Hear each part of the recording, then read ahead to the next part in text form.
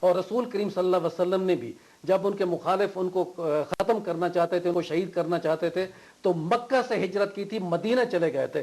زندگی بچانا سنت ہے اور ہم نے وہ سنت ادا کی. اگر ہمیں وہاں رہنے دیا جاتا تو ہم وہیں رہتے. ساری عمر حرام کھاتے رہے، اس لیے یہ بات یہاں پر کی جا رہی ہے. یعنی کہ جس طریقے سے یہ بات کہی جا رہی تھی کہ مجھے بہت افسوس ہے کہ ایک شخص سے لڑ سکتے ہیں، ساری زندگی حرام کھاتے رہے. ایک شخص سے تمہارا باپ ایک مولوی کا بیٹا تھا، تمہاری 1 انچ زمین نہیں تھی. میرے باپ نے 1400 مربع زمین کی تھی. کیا بات کرتے آج بھی نہیں ہے تم کروڑوں پتی ہو، اوجڑی ٹیکس میں دم پورا کے اسلحہ بیچ کے امریکہ کے ڈالرز خرید کے آج تم بڑے آدمی ہو. تمہارے گھر تو کھانے کو بات کرتے ہو. تمہارے باپ کے پاس موٹر سائیکل ہوتا چڑھنے کو. یہ بتائیں جی کہ آپ کے ایسٹس ہیں اس وقت؟ اگر ایسٹ یہ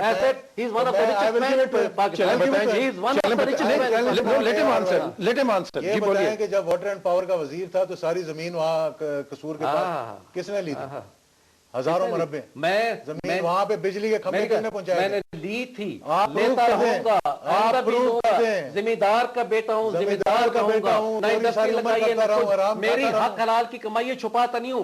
بات تب ہوتی کہ فورن اکاؤنٹس ہوتے میرے، آج بھی فورن باہر جائیداد ہوتی.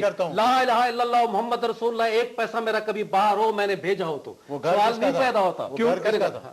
یہ جو بات کر رہے ہیں آپ بڑا سمپل طریقے سے بتائیں. آپ کے ایسٹس ہیں؟ اگر میرے ایسٹس ہیں تو میں ان کو دیتا ہوں. اور ختم ہوگی بات یہاں.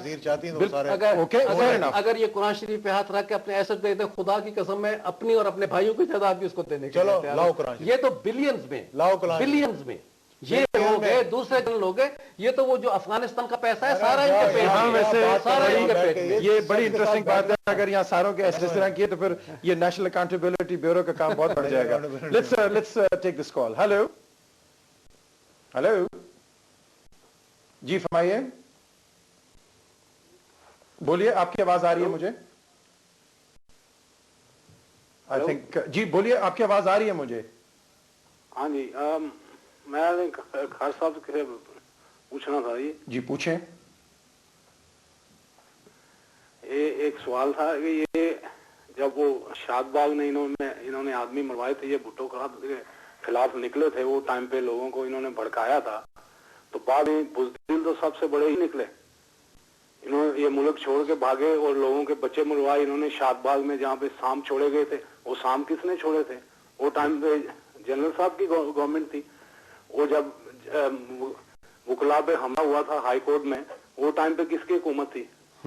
خالص صاحب گورنر تھے وہ ٹائم. اوکے چلیں، یہ سانپ چھوڑے تھے جی آپ نے؟ جناب میں نے کیا سانپ چھوڑنے تھے؟ وہاں میری پبلک کو میٹنگ کو ڈسپرس کرنے کے لیے میرے مخالفوں نے وہاں سانپ چھوڑے تھے. میں تو پبلک میٹنگ کر رہا تھا. مخالف کون تھا؟ اس میں بزدلی اور بہادری والی کون سی بات ہے؟ مخالف کون تھا؟ مخالف میرے وہاں کے اس وقت کے جو حکمران تھے. وہ حکمران کون تھے؟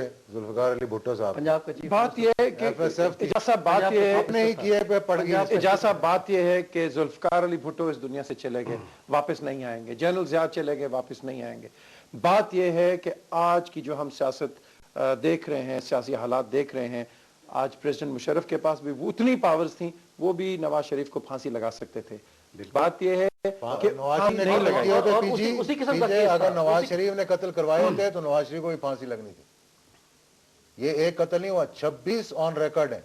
ایک قتل میں لا کے بتا سکتا ہوں، ڈاکٹر نذیر شہید سے لے کر اور احمد رضا قصوری کے والد تک کتنے لوگوں کو قتل کروایا انہوں نے. 26 قتل تھے، مقدمہ 1 کا چلا ہے. مقدمہ 1 کا چلا کیونکہ جناب آپ جیسے ماسٹر مائنڈ پیچھے بیٹھ کر قانون یہ پیچھے بیٹھ کر ادھر کیمرے کو ادھر لاؤ، یہ پیچھے بیٹھ کر جن سے مروایا ڈاکٹر نذیر شہید کو، ان کو بھی مروا دیا.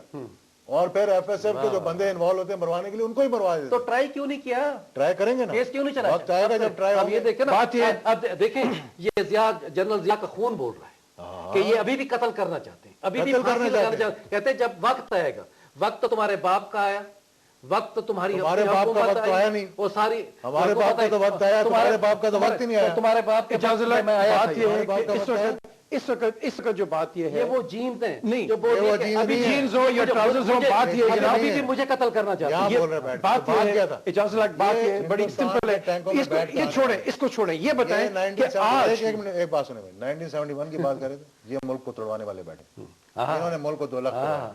इजाज साहब, ये मुल्क टूट गया है, वो गया, वो बांग्लादेश है, उसको भूल आज कह रहे जाए। थे नहीं, आज बात ये इस नहीं, पे पीछे मैं बात कहता ये हूँ नहीं। आप प्रोग्राम रखें, इनके सारे अरस्तु बुलाएं और उसमें मैं भी एक आऊंगा और अरस्तु लोग बहुत भी है बुलाएं और कहें कि मुल्क किस तरीके से टूटा, आप कौम को फैसला दें और मैं आपको बताऊंगा कि मुल्क किस तरीके से। हाँ, मैं इजाज साहब, बात ये है ये कि रसूल है, आज की जो बात सियासी, लेने को तैयार नहीं। ये मैं आपको $1 मिलियन क्वेश्चन, बेनजीर मुझे लेने को खर साहब, तैयार है या आज नहीं मेरे है, खर साहब सुने, नॉट योर प्रॉब्लम। नहीं है, जितना- खर साहब, बात ये ये है सुने कि मैं बैसाखी लेके चलने वाला नहीं हूँ। खुदा ने मुझे ये हिम्मत क्या दी कर रहे हैं है, अभी आप ताकत बैठ दी के? है। इजाजुल्लाह खुद चलता हूं। और गुलाम मुस्तफा खार, ये मैं आपसे $1 मिलियन क्वेश्चन इस वक्त कर रहा हूं, और ये मुझे बताएं कि कल एक प्रॉपर और कंप्लीट डेमोक्रेटिक रूल आता है तो प्रेसिडेंट परवेज मुशर्रफ का क्या हाल होगा, ये मुझे बताएं। क्या हाल नहीं होगा। ये तो उन्हें कोई हाल नहीं जवाब आपको दे दिया। वो ये तो जो हिंदुस्तान के टैंकों में बैठ कर आने वाले थे, इस जैसे कई आएंगे और चले जाएंगे, ठीक है ना, अपनी फौज से लड़ना चाहते हैं। ये ऐसी बात अपनी कर फौज सकते से लड़ना हैं चाहते हैं यहाँ कि मैं बैठकर। जब आपके वालिद ये इन वक्त लोगों में की आया था, बीमारी मेरे है। मुंह से